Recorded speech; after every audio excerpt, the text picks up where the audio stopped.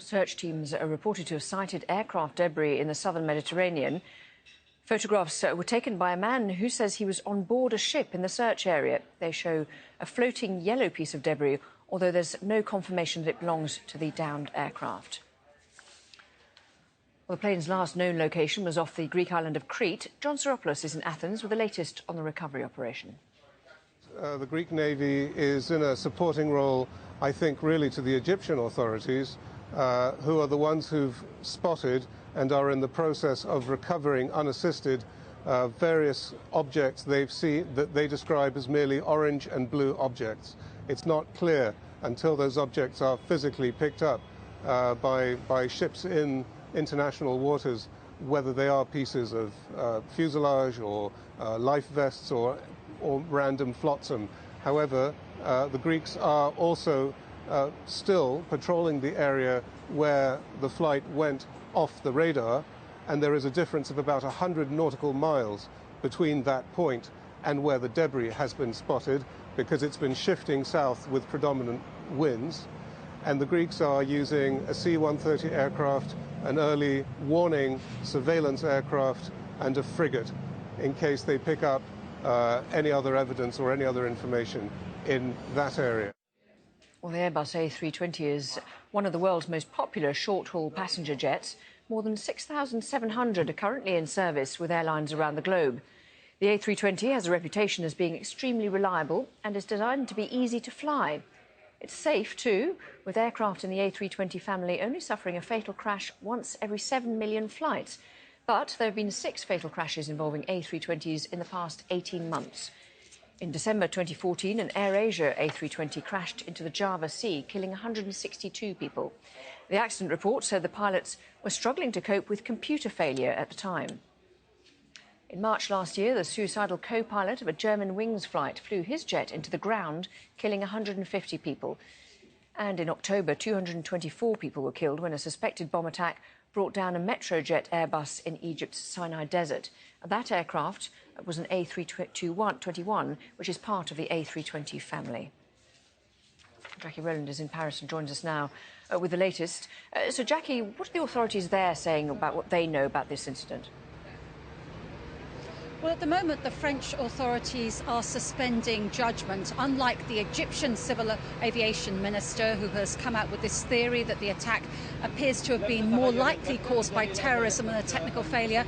The French are reserving judgment until we start to get actually concrete facts. Now, clearly the fact that the plane came down in the ocean is going to make the recovery of the black box so much more difficult. It's these kind of flight record data recorders which are vital to actually get a picture of the last few minutes of what happened on Flight 804.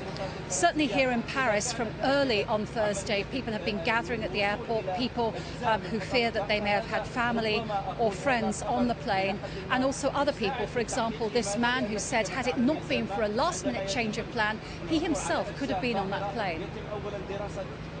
You know, I was supposed to travel on the other plane last night, but I had guys, and then I changed it for today, and the guys will come back tomorrow to Egypt on tomorrow flight.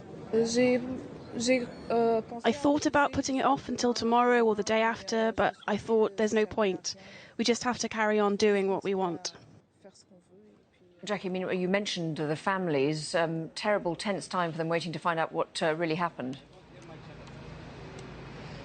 Yes, because bearing in mind that this plane did take off from Paris, there were, of course, a significant number of French nationals on the plane, 15, 30 Egyptians, and also people from other nationalities, including Belgium, Chad, Sudan, a number of passengers, another number of different nationalities among the 56 passengers in addition to the 10 crew. So a very fraught time, but clearly now that we're hearing information about objects being spotted in the ocean, the information about the last time that contact was made between air traffic control and the plane, having been before that rapid descent happened. Clearly what we're looking at here is a recovery operation in the Mediterranean rather than a rescue. And Jackie, I suppose the questions are always on security at airports as well as anything else. If there is any kind of possibility that it might have been a terror attack, which the Egyptians are sort of leaning towards, talk us through the kind of security that there is at Charles de Gaulle or Roissy Airport?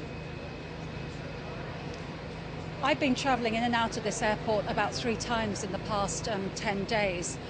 Clearly it's standard airport security procedure.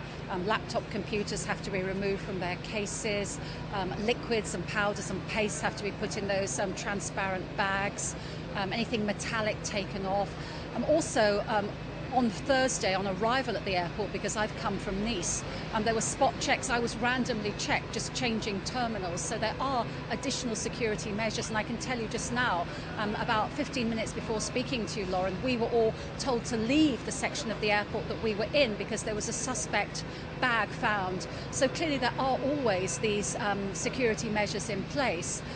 If it were some kind of a terrorist attack, then how could it be perpetuated? Either by some sort of bomb or explosive device in a piece of luggage, or by someone on the plane who took a violent action to actually interrupt the flight. But then again, as you just mentioned in your introduction, Lauren, we can't forget the German Wings plane a year ago. We went through all this speculation in advance. Was it technical? Was it bad weather? And in the end, it was actually the co-pilot who deliberately crashed the plane.